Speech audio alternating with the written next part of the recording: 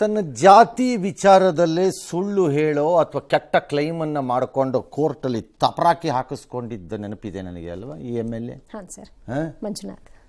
ಇಂತಹ ದುರ್ಬುದ್ಧಿಯ ಮನುಷ್ಯ lieutenant colonel ಮಂಜು ಆಗಿ ಯಾಕೆ ಸರ್ ಇವತ್ತು ಭಾರತದ ಸೇನೆ ಬಗ್ಗೆ ಕಾರ್ಯಾಚರಣೆ ಬಗ್ಗೆ ಮಾತಾಡ್ತಾನಂತೆ. ಮತಿಗೇಡಿ, ಈಡಿಯಟ್. ಈ ವಿಚಾರಕ್ಕೆ ಆಮೇಲೆ ಬರೋಣ. ಭಾರತದ ಸಮಸ್ಯೆ ಇದು. ಎಂತೆಂಥವ್ರನ್ನೂ ಆಯ್ಕೆ ಮಾಡ್ತೀವಿ, ತಲೆಯಲ್ಲಿ ಸಗಣಿನೂ ಇರಲ್ಲ, ಇನ್ನೇನಾಗತ್ತೆ? ಗೊತ್ತಿರೋದವ್ರಿಗೆ ಒಂದೇ, ಗುಂಡು ಕೊಡು, ಕಾಸು ಕೊಡು, ಗೆದ್ದು ಬಾ, ಜಾತಿ ಹೆಸರಲ್ಲಿ. ಇನ್ನೇನು ಗೊತ್ತು ತಲೆಯಲ್ಲಿ? ಎಷ್ಟನೇ ಕ್ಲಾಸಪ್ಪ ನೀನು? ನಾಚಿ ಕೆಟ್ಟವ್ರನ್ನ ತೊಗೊಂಬಂತು, ಅಯೋಗ್ಯರನ್ನ. ಆಪರೇಷನ್ ಸಿಂಧೂರದ ರಿಯಲ್ ಹೀರೋಗಳಾದ ಸೈನಿಕರಿಗೆ ಕೃತಜ್ಞತೆ ಸಲ್ಲಿಸುವ ಕೆಲಸವನ್ನು ಕೇಂದ್ರ ಸರ್ಕಾರ ತನ್ನ ಮಂತ್ರಿಗಳ ಮೂಲಕ ಮುಂದುವರಿಸಿದೆ.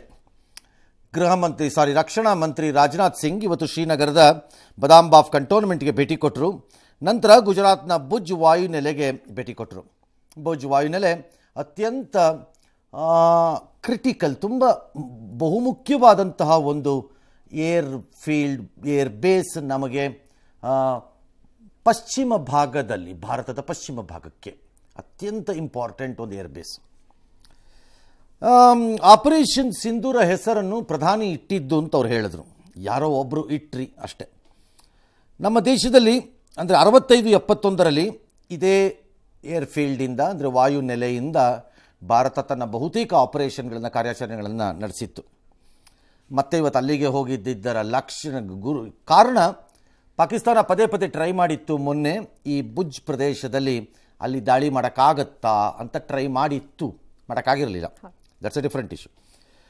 ನಾವು 23 ನಿಮಿಷ ಅಂದರೆ ಅವರು ತಿಂಡಿಯನ್ನು ತಿನ್ನುವಷ್ಟರೊಳಗಡೆ ಈ ಕೆಲಸ ಮುಗಿಸ್ಕೊಂಡಿದ್ವಿ, ಅಂದರೆ ಅಷ್ಟು ಸ್ಪೀಡಾಗಿ ಮಾಡ್ಕೊಂಡಿದ್ದೀವಿ. ಈಗ ಇನ್ನೂ ಪಿಕ್ಚರ್ ಮುಗಿದಿಲ್ಲ, ಇದು ಟ್ರೈಲರು. ಅದೆಂಥದ್ದಾರು ಇಟ್ಕೊಳ್ಳಿ, ನಮ್ಮ ಪ್ರಕಾರದಲ್ಲಿ ತಕ್ಷಣಕ್ಕೆ ಈ ಪಿಕ್ಚರ್ ಮುಗಿದಂಗಿದೆ. ಒಮ್ಮೆ ಅಂತಾರಾಷ್ಟ್ರೀಯ ಒತ್ತಡಕ್ಕೆ ಮಣಿದು ನಡೆಯುತ್ತಿರುವ ಕಾರ್ಯಾಚರಣೆಗಳನ್ನು ಸ್ಥಗಿತಗೊಳಿಸಿದ ನಂತರ ಮಗದೊಮ್ಮೆ ಪ್ರಾರಂಭ ಮಾಡೋದು ಅದೇ ಉತ್ಸಾಹ, ಆಕ್ರೋಶ, ಆವೇಶ ತಯಾರಿಯಲ್ಲಿ ಮಾಡೋದು ಸುಲಭ ಅಲ್ಲ. It's not that easy. ಹಾಗಾಗಿ ನೋಡೋಣ ಮುಂದೆ, ನೀವು ಟ್ರೈಲರು, ಪಿಕ್ಚರು ಎಲ್ಲ ನೀವು ತೋರಿಸಿದಾಗ ನಾವು ನೋಡ್ತೀವಿ. ಬ್ರಹ್ಮೋಸ್ ಆಕಾಶ ಕ್ಷಿಪಣಿ ದಾಳಿ ಜಗತ್ತಿಗೆ ಪರಿಚಯ ಆಗಿದೆ. ಅಮೆರಿಕದ ಕೆಲ ತಜ್ಞರು ಎಕ್ಸಾಕ್ಟ್ಲಿ ಭಾರತಕ್ಕೆ ಇದೊಂದು ರೋಗ ಇದೆ, ದರಿದ್ರ ರೋಗ ಇದು. ನಮ್ಮ ದರಿದ್ರ ರಾಜಕಾರಣಿಗಳ ಥರ ಎಲ್ಲರೂ ಅಲ್ಲ, ಲೆಫ್ಟಿನೆಂಟ್ ಕರ್ನಲ್ ಮಂಜು ಟೈಪು ಅವ್ರನ್ನ ಬಿಟ್ಟು ನಾನು ಹೇಳ್ತಿರೋದು. ಬೇರೆಯವರೆಲ್ಲ ಒಳ್ಳೆಯವರು ಇರ್ಬೋದು, ಮಿಕ್ಕಿದವರೆಲ್ಲ ದರಿದ್ರರು. ಈ ದರಿದ್ರದವೆಲ್ಲ ಬಂದು ಆಯ್ಕೆಯಾಗಿ ನಮ್ಮ ಪ್ರಾಣ ತಿಂತೀವಿ. ಇಲ್ಲಿ ಸೈನ್ಯದ ವಿಚಾರದಲ್ಲಿ, ರಾಜಕಾರಣದ ವಿಚಾರ ನಾನು ಮಾತಾಡ್ತಿಲ್ಲ. ರಾಜಕಾರಣದ ವಿಚಾರ ಬೇರೆ, ನಿಮ್ಗೆ ಮಾತಾಡೋಕ್ಕೆ ಸರ್ವ ಹಕ್ಕು ಇದೆ, ಮಾತಾಡ್ಕೊಳ್ಳಿ. ಹಲವಾರು ಅಂತಾರಾಷ್ಟ್ರೀಯ ಪರಿಣಿತರು ಈಗ ಲಭ್ಯವಿರುವ, ಇದು 1971 ವಾರ ಅಲ್ಲ, ಇದು ಯುದ್ಧ ಅಲ್ಲ. ಆ ಕಾಲದಲ್ಲಿ ಲಭ್ಯವಿದ್ದಂತಹ ಮಾಹಿತಿಗಳು, ಸಾರ್ವಜನಿಕ ವಲಯಕ್ಕೆ ಲಭಿಸುತ್ತಿದ್ದ ಮಾಹಿತಿಗಳು ಮತ್ತು ಇನ್ಫಾರ್ಮೇಷನ್ಗೂ ಈಗಲಿಗೂ ವ್ಯತ್ಯಾಸ ಇದೆ. ಆಗ ಲಭಿಸ್ತಾ ಇರಲಿಲ್ಲ, ಏನೂ ಸ್ಯಾಟಲೈಟ್ ಇಮೇಜ್ ಸಿಗ್ತಿರಲಿಲ್ಲ ಆಗ. ಈಗ ಸ್ಯಾಟಲೈಟ್ ಇಮೇಜು ಅರ್ಮೇನಿಯಾನಲ್ಲಿ ಕೂತ್ಕೊಂಡ್ರು ಸಿಕ್ಕತ್ತೆ, ಯಾವನಾರಿಗೊಬ್ಬನಿಗೆ ಕಾಸು ಕೊಟ್ಟರೆ ಕರೆಕ್ಟಾಗಿ. ಹಾಗಾಗಿ ಇಟ್ಸ್ ನಾಟ್ ಎ ಜೋಕ್. ಇವಾಗ ಸುಳ್ಳು ಹೇಳೋದಷ್ಟು ಸುಲಭ ಅಲ್ಲ, ಇವಾಗ ಬಾಯಿಗೆ ಬಂದಂಗೆಲ್ಲ. ಏನಿಯೋ, ಈಗ ಹಲವಾರು ತಜ್ಞರು ಭಾರತದ ಈ ದಾಳಿಯನ್ನು ವಿಶ್ಲೇಷಿಸಲು ಪ್ರಾರಂಭ ಮಾಡಿಕೊಂಡಿದ್ದಾರೆ. ಆ ಪೈಕಿ ಬಹುಜನರು ಹೇಳ್ತಿದ್ದಾರೆ ಪಾಕಿಸ್ತಾನಕ್ಕೆ ಅಲ್ಲಿ ದಾರಿನೇ ಇರಲಿಲ್ಲ, ಅಲ್ಲಿ India has done A very good job ಮಾಡಿದ್ದಾರೆ, ಕೆಲಸ ಮಾಡಿದ್ದಾರೆ ಅಂತ. ಅದರಲ್ಲಿ ಬಹುಮುಖ್ಯವಾಗಿ ಬ್ರಹ್ಮೋಸ್ ಮತ್ತು ಆಕಾಶ ಕ್ಷಿಪಣಿಗಳ ಸರಣಿ ಏನಿದೆ ಅದು ಅದ್ಭುತವಾದ ಏರ್ ಡಿಫೆನ್ಸ್ ಸಿಸ್ಟಮ್ಸ್. ಅಂದರೆ ವಾಯುಮಾರ್ಗದಿಂದ ಭಾರತದ ಮೇಲೆ ಬರುತ್ತಿರುವಂತಹ ವೈರಿ ಅಸ್ತ್ರವನ್ನು ವಾಯುಮಾರ್ಗದಲ್ಲೇ ಭೂಮಿಯಿಂದ ಹೊಡೆದು ಬೀಳಿಸುವುದು, ಅಥವಾ ವಾಯುಮಾರ್ಗದಿಂದ ಬರುತ್ತಿರುವುದನ್ನು ವಾಯುಮಾರ್ಗದಿಂದಲೇ ಇನ್ನೊಂದು ಅಸ್ತ್ರವನ್ನು ಬಿಟ್ಟು ಏರ್ ಟು ಏರ್ ವಾಯುಮಾರ್ಗದಲ್ಲೇ ಹೊಡೆದು ಬೀಳಿಸುವುದು. ಈ ಕೆಲಸವನ್ನು ಏರ್ ಡಿಫೆನ್ಸ್ ಸಿಸ್ಟಮ್ಸ್ ಭಾಳ ಅದ್ಭುತವಾಗಿ ಕೆಲಸ ಮಾಡ್ಕೊಂಡಿದ್ದಾರೆ, ಇಂಟಿಗ್ರೇಟೆಡ್ ಅಂತ ಹೇಳಿದ್ದಾರೆ. ಈ ಮಧ್ಯೆ ಪ್ರಧಾನಿ ಕೂಡ 22ನೇ ತಾರೀಕೇನೋ ಬಿಕನೇರ್ ಏರ್ ಬೇಸ್ಗೆ ಹೋಗ್ತಾರಂತೆ. ದಟ್ಸ್ ಓಕೆ, ಹೋಗಿ ಬರಲಿ. ಈ ಲಾಸ್ಟ್ 8-10 ದಿನದಲ್ಲಿ ನಾನು ಆಚೆ ಇರೋ ಪರಿಣಾಮ ಅನಿವಾರ್ಯವಾಗಿ ಆಚೆ ಇದ್ದ ಸಂದರ್ಭದಲ್ಲಿ ನಮ್ಮ ಟಿ ವಿನಲ್ಲೇ ಒಂದು ಕಡೆ ಎಲ್ಲ ನೋಡ್ತಿದ್ದೆ. ಬೆಂಗಳೂರಿನಲ್ಲಿ ಯಾರೋ ಪೋಸ್ಟರ್ ಹಾಕ್ಕೊಂಡಿದ್ರು, ಮಹಾನ್ ದಿ ಗ್ರೇಟೆಸ್ಟ್, ಭಾರತವನ್ನು ಕಾಪಾಡುವುದರಲ್ಲಿ ಅವರ ಅಪ್ಪ, ಅವರ ಅಮ್ಮ, ಅವ್ರ ತಾತ ಎಲ್ಲ ಬಲಿದಾನ ತಡ್ಕೊಳಕ್ಕಾಗಲಿಲ್ಲ ನನಗೆ ಅದನ್ನು ನೋಡ್ಬಿಟ್ಟು ಪಾಪ. ಯಾರೋ ಹಾಕ್ಕೊಂಡಿದ್ದ ಈಗ ಫೂಲ್ ಒಬ್ಬ ಇಂದಿರಾ ಮತ್ತೆ ಬೇಕು ಅಂತ. ನಿನ್ನ ತಲೆ 65 ಮತ್ತು 71 ವಾರ್ಗೆ ಈಗ ನಡೆಯುತ್ತಿರುವಂತಹ ಯುದ್ಧದ ರೀತಿಯ ಹೋರಾಟವನ್ನು ಕಂಪೇರ್ ಮಾಡೋದೇ ಮೊದಲ ಮೂರ್ಖತನ ಮತ್ತು ನಿಮ್ಮ ತಲೆಯಲ್ಲಿ ಏನೂ ಇಲ್ಲ ಅನ್ನೋದನ್ನು ಪ್ರೂವ್ ಮಾಡುತ್ತಷ್ಟೇ. It's not a comparable war. ಅವತ್ತಿನ ದಿನದ ಅಂತಾರಾಷ್ಟ್ರೀಯ ಪರಿಸ್ಥಿತಿಗಳಿಗೂ, ಅವತ್ತಿನ ದಿನದ ಪಾಕಿಸ್ತಾನದ ಪರಿಸ್ಥಿತಿಗೂ, ಅವತ್ತಿನ ದಿನದ ಭಾರತದ ಪರಿಸ್ಥಿತಿಗೂ, ಅವತ್ತಿನ ದಿನದ ಅಂತಾರಾಷ್ಟ್ರೀಯ ದೇಶ ವಿದೇಶಗಳ ಯಾರ ಕಡೆಗೆ ಯಾರು ಎಂಬಂತಹ ಭೌಗೋಳಿಕ ರಾಜಕಾರಣದ ಪರಿಸ್ಥಿತಿಗಳಿಗೂ ಇವತ್ತಿಗೂ ಸಂಬಂಧವೇ ಇಲ್ಲ. ಅವತ್ತಾಗಿರುವಂತಹ ಶಸ್ತ್ರಾಸ್ತ್ರಗಳ ಅಭಿವೃದ್ಧಿಗೂ ಇವತ್ತಿಗೂ ಸಂಬಂಧವೇ ಇಲ್ಲ. ಹಾಗಾಗಿ ಅವ್ರು ಯಾರೋ ಫೂಲ್ ಹಾಕಿದ್ದ. ಈಗ ಇಂದಿರಾ ಏನಿದ್ದಿದ್ರೆ ಏನು ಮಾಡಿಬಿಡ್ತಿದ್ರಿ? ಇದ್ದಿದ್ರೆ ಸುಮ್ಮನೆ ಬರೀ ಇದೇ ಆಯಿತು. ರಾಜಕಾರಣಿಗಳು ಡಿಫೆನ್ಸ್ ಎಕ್ಸ್ಪರ್ಟ್ಸ್ ಥರ ಆಡಬೇಡಿ, ನೀವು ರಾಜಕೀಯ ಎಕ್ಸ್ಪರ್ಟ್ಸ್ ಥರ ಆಡಿ. ಲೆಫ್ಟಿನೆಂಟ್ ಕರ್ನಲ್ ಆಗಬಾರ್ದು ಮಂಜು. ಯಾರು ಕೋಲಾರದ MLA ಅಪ್ಪ, MLA ಸಾಹೇಬ, ಈ ಫೈಟರ್ ಜೆಟ್ಗೆ ಫ್ಯೂಯಲನ್ನು, ಇಂಧನನ ಎಲ್ಲ ಹಾಕ್ತಾರೆ ಅಂತ ನಿನಗೆ ಗೊತ್ತಾ? ಹೋಗಲಿ, ಆ ಜೆಟ್ಟಿನ ಯಾವ ಭಾಗದಲ್ಲಿ ಅದಕ್ಕೆ ಇಂಧನ ಹಾಕ್ತಾರೆ ಅನ್ನೋದಾರು ಗೊತ್ತಾ ನಿನಗೆ? ಎಂಥ ಯೋಗ್ಯರೆಲ್ಲ ಮಾತಾಡೋಕ್ಕೆ ಶುರು ಮಾಡಿಬಿಡ್ತೀರಿ. ಬಾಯಿ ಮುಚ್ಕೊಂಡು ನಿಮ್ಮ ಕೆಲಸ ಮಾಡ್ಕೊಂಡಿರಬೇಕು. ಭೂಮಿ ಕೆರೆದ್ಬಿಟ್ಟು ಸೈಟ್ ಮಾರ್ಕೊಂಡಿರಬೇಕು. That is your job. Do it. ಕಾಸು ಮಾಡ್ಕೊಂಡು ಸಾಯಿರಿ, ತಿಂದುಬಿಟ್ಟು ಅದನ್ನು. ಯಾವನು ಬೇಡ ಅಂದವ್ ನಿಮ್ಮನ್ನು. ಏನು ಬೇಕಾದ್ರೂ ಮಾಡ್ಕೊಳ್ಳಿ. ಆರ್ ಈ ಯುದ್ಧದಲ್ಲಿ ನಾನು ಪಾಕಿಸ್ತಾನ ಸಂಪೂರ್ಣ ಸೋಲಿಸ್ಬಿಡ್ಬೇಕಾಗಿತ್ತು, ಇಂಡಿಯಾ ನಿಲ್ಲಿಸಬಾರ್ದಾಗಿತ್ತು. That's all right, that's a commentary. 4 ವಿಮಾನ ಹಾರಿಸಿದ್ರು, ಶೋ ಆಫು. ಕರ್ನಲ್, ನಿನ್ನೆ ಕಳಿಸ್ತೀವಿ. ಯೋಗ್ಯತೆಗೆ ಒಂದು ಆಟೋಮ್ಯಾಟಿಕ್ ರೈಫಲ್ದು AR ಲೆವೆಲಿಂದ್ರದ್ದು ಒಂದು ಗುಂಡು ಹೊಡೆದ್ರೆ ಅದ್ರದ್ದು ರೀಕಾಯಿಲ್ ಇದೆಯಲ್ಲ, ಅದನ್ನು ತಡ್ಕೊಳಕ್ಕಾಗಲ್ಲ ನಿಮ್ಮ ದೇಹಕ್ಕೆ. ಅದ್ರದ್ದು ರಿಕಾಯಿಲ್ ತಡೆಯೋಕ್ಕಾಗಲ್ಲ ನಿನ್ನ ದೇಹಕ್ಕೆ. ಇಲ್ಲಿ ಹಿಡ್ಕೊಂಡ್ರೆ ಇಲ್ಲಿ ನೋಡಿದ್ರೆ ಅಲ್ಲೋಗುತ್ತೆ ಬುಲೆಟ್. ಆಮೇಲೆ ಇಸ್ರೇಲ್ ನೋಡಿ ಕಲಿಬೇಕನ್ಸ. ಕಲಿತೀವಿ. ಇಸ್ರೇಲ್ ನೋಡಿದ್ರೆ ಫೂಲ್ ಇಸ್ರೇಲ್ ನೋಡಿ ಕಲಿಬೇಕಂತ. ಏನು ಇಸ್ರೇಲ್ ನೋಡಿ ಕಲಿಯೋದು? ನಿಮ್ಮ ತಲೆ ಏನು ತುಂಬ್ಕೊಂಡಿದ್ದೀರಿ ತಲೆನಲ್ಲೆಲ್ಲ? ಯೋಗ್ಯತೆ ಇಲ್ಲದೆ ಇದ್ದವರೆಲ್ಲ ಮಾತಾಡ್ತೀರಿ. ಇಸ್ರೇಲ್ ಪಕ್ಕದಲ್ಲಿರುವಂತಹ ಪ್ಯಾಲೆಸ್ಟೈನ್ಗೂ ಈ ಕಡೆ ಪಕ್ಕದಲ್ಲಿರ್ಬೋದಾದಂಥ ಲೆಬನಾನ್ಗೂ ಏನು ಶಕ್ತಿ ಇದೆ? 4.5 ಲಕ್ಷ ಪಾಕಿಸ್ತಾನದ ಥರ ಚಿಲ್ಲರೆ ಸೈನಿಕರಿದ್ದಾರಾ? F-16 ವಿಮಾನ ಇದೆಯಾ? ಮಿಸೈಲ್ ಸಿಸ್ಟಮ್ಸ್ ಇದೆಯಾ? ಏನಿದೆ ಅವ್ರ ಹತ್ರ? ಆಮೇಲೆ ಹಮಾಸ್ ವಿಷಯದಲ್ಲಿ ಇವ್ರ ನಾಯಕರ ಸ್ಟ್ಯಾಂಡ್ ಏನಾಗಿತ್ತು? ಕಾಮನ್ ಸೆನ್ಸ್ ಇಲ್ಲದೆ ಮಾತಾಡ್ತಾರೆ. ಪಾಕಿಸ್ತಾನದ ಹತ್ರ ಏನಿದೆ? ನ್ಯೂಕ್ಲಿಯರ್ ವೆಪನ್ ಇದೆಯಾ? ಏನಿದೆ? ಕಿರಾನಾ ಹಿಲ್ಸಲ್ಲಿ ನ್ಯೂಕ್ಲಿಯರ್ ವೆಪನ್ಸ್ ಇದೆ ಅನ್ನೋದು ಭಾರತಕ್ಕೆ ಗೊತ್ತಿರಲಿಲ್ಲ. ಈಗಲೂ ಗೊತ್ತಿಲ್ಲ ನಮಗೆ ಕರೆಕ್ಟಾಗಿ ಹೇಳಬೇಕು ಅಂದರೆ. ಪಾಕಿಸ್ತಾನದ ಒಳಗಡೆ ಅದರ ಬಾಯಿ ಹತ್ರ ಅಲ್ಲಿ ಏನೋ ಇದೆ ಅಂತಂದ್ಬಿಟ್ಟು ನಮ್ಮಲ್ಲಿ ಒಂದು ಬಾಂಬ್ ಹಾಕಿದ್ದಾರೆ. ನ್ಯಾರೋಲಿ ಅದು ಏನು ನ್ಯೂಕ್ಲಿಯರ್ ವೆಪನ್ನೇ ಬಿದ್ದು ಏನೋ ವಿಕಿರಣ ಎಲ್ಲ ಸೋರ್ಬಿಡುತ್ತೆ ಅಂತೆಲ್ಲ ಅಂತಿದ್ರು. ಅಲ್ಲಿ ಏನೂ ಆಗಿಲ್ಲ. ಅಲ್ಲೇನು ಇಸ್ರೇಲಲ್ಲಿ ಪಕ್ಕದಲ್ಲಿ ನ್ಯೂಕ್ಲಿಯರ್ ವೆಪನ್ ಇಟ್ಕೊಂಡು ಕೂತಿದ್ದಾರೆ ಅವರು. ಏನು ಕಂಪೇರ್ ಮಾಡ್ತೀರಿ ನೀವು? ಎಲ್ಲ ಗೊತ್ತಿರೋ ಥರ. ಈ ಕರ್ನಲ್ ಮಂಜು DK ಶಿವಕುಮಾರ್ ಥರ ಗೆಲ್ಲಲಿಲ್ಲ ಕೋಲಾರದಲ್ಲಿ ಅನ್ಬಿಡೋದು. ಸುಮ್ಮನೆ ಬಿಟ್ಬಿಡೋದು, ಸುಮ್ಮನೆ ಹಂಗೆ ಅನ್ಬಿಡೋದು. ಹೇಗೆ ಕಂಪೇರ್ ಮಾಡೋದು? ಸಾಮ್ಯತೆ ಇದೆಯಾ? ನಾನು ಹೇಳೋದು shut up and keep quiet. ಒಂಥರ ಎಂಥ ಅಸಹ್ಯ ಮತ್ತು ಆಕ್ರೋಶ, ಇರಿಟೇಟ್ ಆಗುತ್ತೆ ನಿಮ್ಗಳ ಬಗ್ಗೆ ಅಂತಂದರೆ ರಾಜಕಾರಣಿಗಳಿಗೆ, ತಲೆ ಇಲ್ಲದೆ ಇರೋರುಗಳಿಗೆ. ಎಂತೆಂಥವ್ರಲ್ಲ ರಾಜಕಾರಣಿಗೆ ಯಾವನ್ ಬೇಕಾದ್ರೂ ಬರ್ಬೋದು. ಅದಕ್ಕೊಂದು ಎಕ್ಸಾಮ್ ಕೊಟ್ಟರೆ ಬುರ್ಡೆ ಕಿತ್ಕೊಂಡು ಹೋಗ್ಬಿಡ್ತೀರಿ. ಯಾವನ್ ಬೇಕಾದ್ರೂ ಬರ್ಬೋದು ಬಿಡಿ. ಅದಕ್ಕೆ ಹಿಂಗಾಗಿ ಸಾಯೋದು ಈ ದೇಶ. ನಿಮ್ಮಂಥವ್ರನ್ನ ಕರ್ಕೊಂಡೋಗಿ ಕಾನೂನು ಮಾಡಿಸ್ಬೇಕಂತೆ ನಾವು. ದರಿದ್ರಗಳಂತಂದು. ಎಸ್, ಜಮ್ಮು ಕಾಶ್ಮೀರದ ಪಹಲ್ಗಾಮ್ನಲ್ಲಿ ಪ್ರವಾಸಿಗರನ್ನ ಕೊಂದ ಪಾಕ್ ಉಗ್ರ ನೆಲೆಗಳನ್ನು ಧ್ವಂಸಗೊಳಿಸಿದ್ದ ಭಾರತದ ಆಪರೇಷನ್ ಸಿಂಧೂರದ ಮತ್ತಷ್ಟು ಸ್ಫೋಟಕ ಮಾಹಿತಿಗಳು ಈಗ ಬೆಳಕಿಗೆ ಬರ್ತಾ ಇದೆ. ಪಾಕ್ನ 9 ಟೆರರ್ ಕ್ಯಾಂಪ್ಗಳನ್ನ ಉಡಾಯಿಸಿದ ಭಾರತದ ಮೇಲೆ ಪಾಕ್ ಕಾಲ್ಕೆರೆದು ಚೀನಾ, ಟರ್ಕಿ ಕೊಟ್ಟ ಶಸ್ತ್ರಾಸ್ತ್ರಗಳನ್ನ ಬಳಕೆ ಮಾಡಿಕೊಂಡಿತು.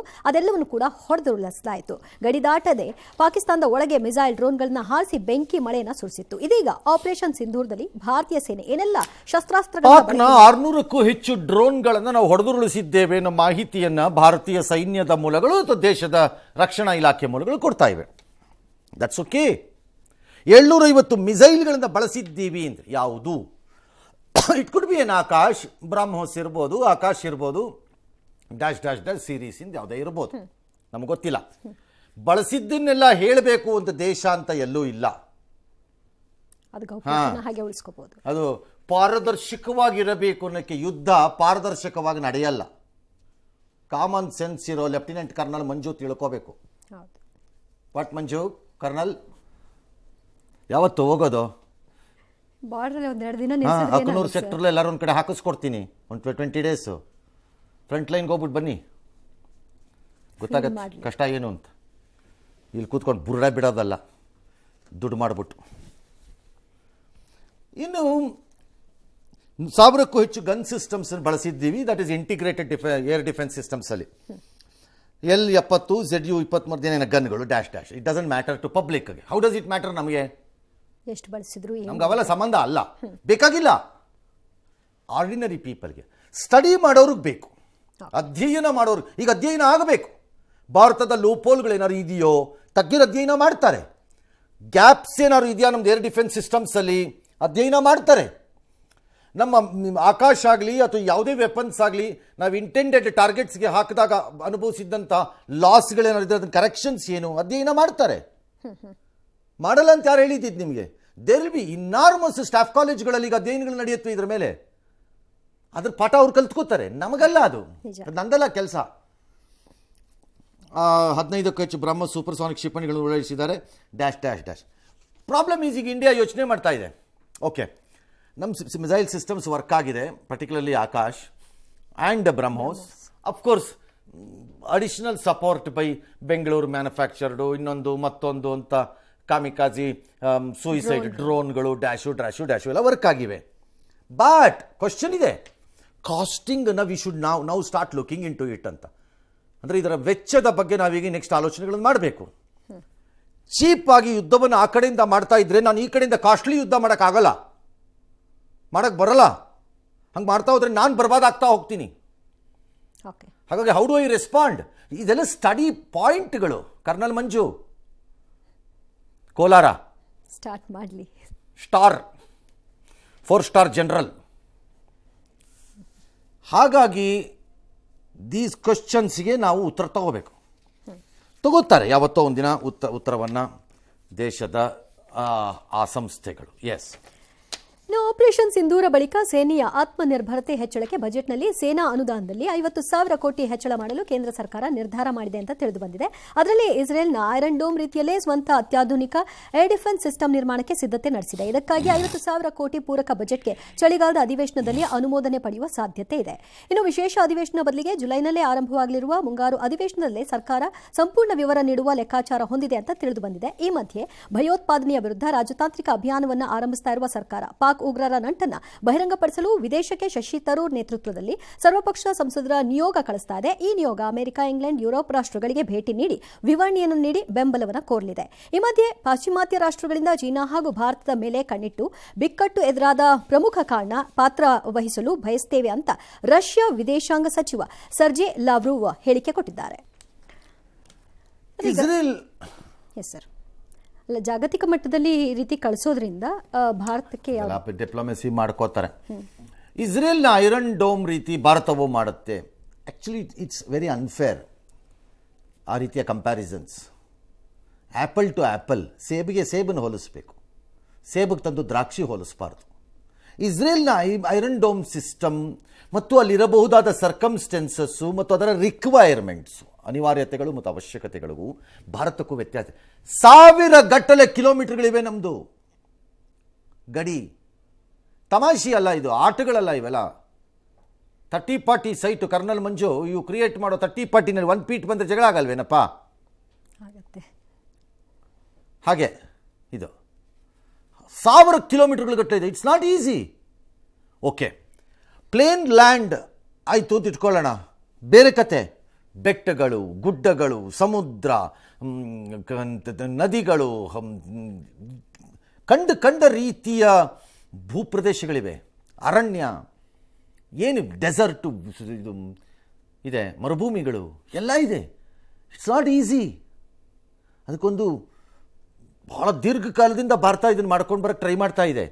ಈ ಸರಿ ಇಂಟಿಗ್ರೇಟೆಡ್ ಡಿಫೆನ್ಸ್ ಸಿಸ್ಟಮ್ಸ್ ವರ್ಕ್ ಆಗಿದೆ ಅಂತ ಹೇಳ್ತಿದ್ದಾರೆ, ವರ್ಕ್ ಆಗಿರೋದು ಕಾಣಿಸ್ತಾ ಇದೆ ನಮಗೆ. ಹಾಗಾಗಿ ಸುಮ್ಮನೆ ಅಲ್ಲೆಲ್ಲಿಗೋ ಕಂಪೇರ್ ಮಾಡೋದಲ್ಲ, ಬುರ್ಡೆ ಬಿಟ್ಕೊಂಡು ಬರೀ ಇದೊಂದು ರೋಗ ನಮ್ಮವ್ರುಗಳಿಗೆ. ಅದಾದ ತಕ್ಷಣ ಅಲ್ಲಿ ಕಂಪೇರ್ ಮಾಡಿಬಿಡೋದು. ಏನೋ ಭಾರತದ ಲೆಕ್ಕಾಚಾರಗಳು ಏನೋ ಒಂದಿದೆ, ಎರಡು ಮಾಡ್ಕೋತಾರೆ, 50,000 ಕೋಟಿ ತೊಗೋತಾರೆ. 50,000 ಅಲ್ಲ, 5 ಲಕ್ಷ ಕೋಟಿ ಆದರೂ ಕೊಡಬೇಕು, ಬಾಯಿ ಮುಚ್ಕೊಂಡು, ಬೇರೆ ದಾರಿ ಇಲ್ಲ. ಯಾಕೆ ಕೊಡಬೇಕು? ಯಾಕೆ ಬೇಕು ಇವೆಲ್ಲ ನಮಗೆ?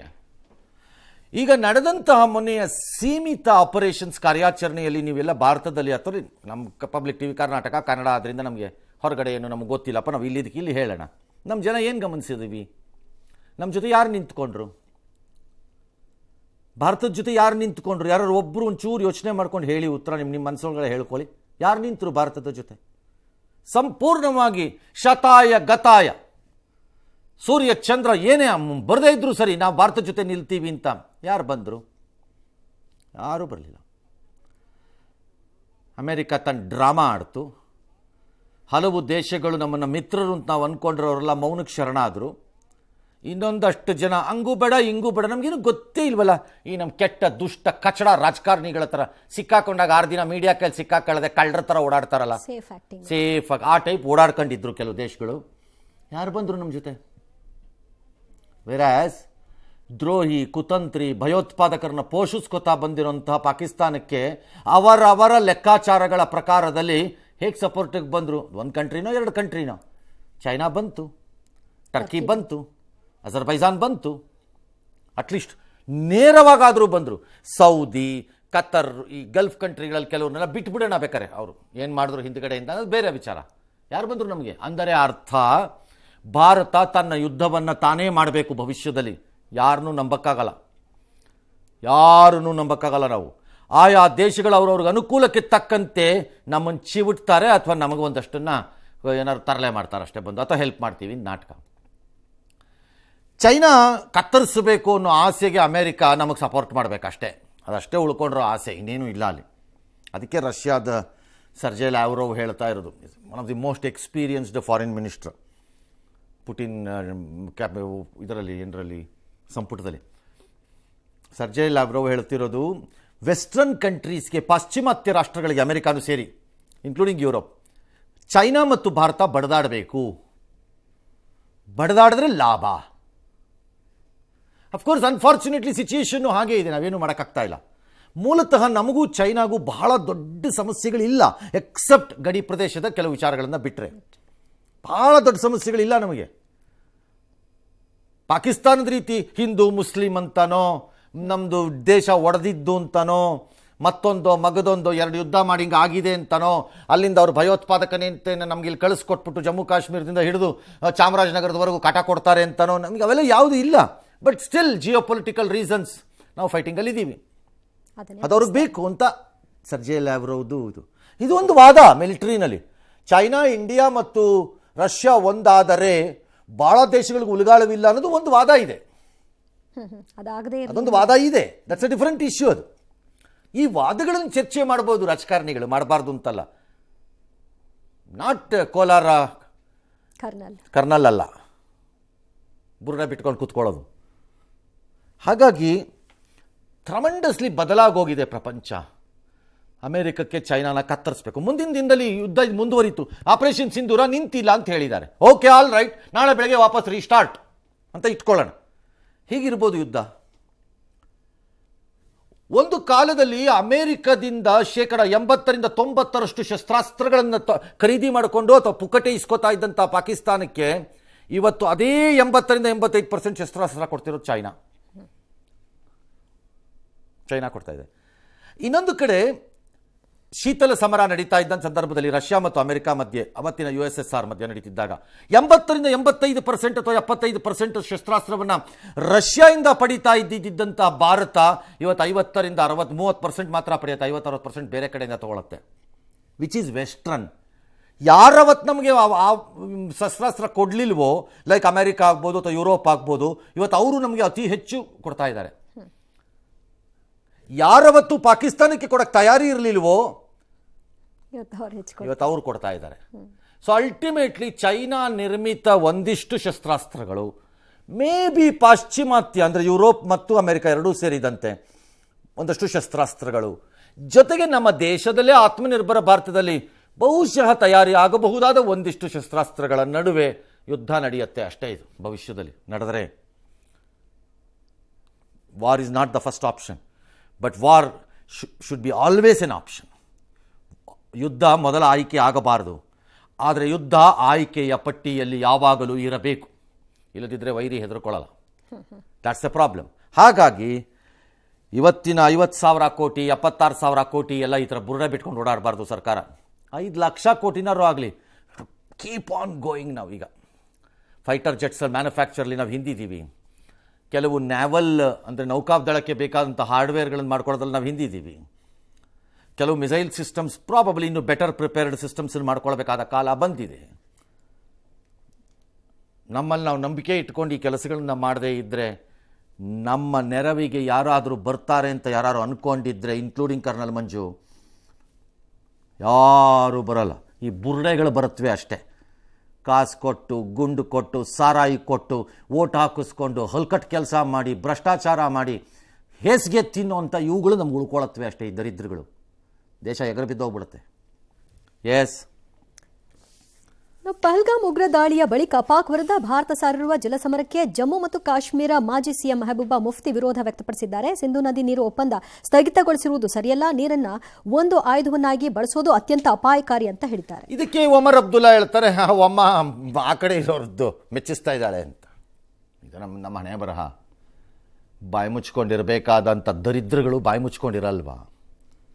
ಅದು ಯಾವುದೋ ಒಂದು ಸೀರಿಯಲ್ ಬರ್ತಿತ್ತು, ದರಿದ್ರ ಡ್ಯಾಶ್ ಡ್ಯಾಶ್ ಡ್ಯಾಶ್ ಅಂತ, ಭಾಳ ಹಿಂದೆ.